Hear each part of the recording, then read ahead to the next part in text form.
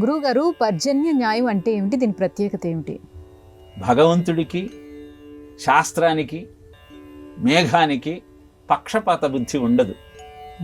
మనము ఏదైనా అన్యాయం జరిగినప్పుడు మనకు అది సరిగా అనిపించనప్పుడు భగవంతుడు అన్యాయం చేశామంటాడు.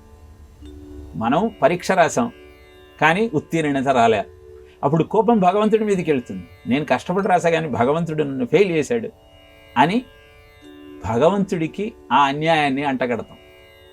అలానే శాస్త్రం కూడా అందరి శ్రేయస్సుని దృష్టిలో పెట్టుకుని విషయాన్ని వివరిస్తుంది తప్పితే ఒకళ్లకు మంచి జరిగి ఒకళ్లకు అన్యాయం జరగాలి, ఒకళ్ళను గౌరవించాలి, ఒకళ్ళను అవమానించాలన్న ఉద్దేశంతో ఏనాడు విషయాన్ని వివరించదు.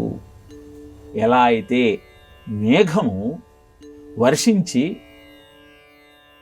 భూమి మీద తన వానచిలుకలను కురిపించినప్పుడు అన్నింటి యందు సమదృష్టితో వర్షాన్ని కురిపిస్తుంది.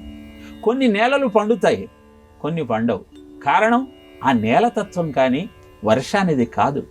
అలానే నీకు వచ్చే ప్రమాదము, నీకు కలిగేటువంటి ఖేదము నీ కర్మల ఫలితం తప్పితే అది భగవంతుడిది కాదు, శాస్త్రానిది కాదు.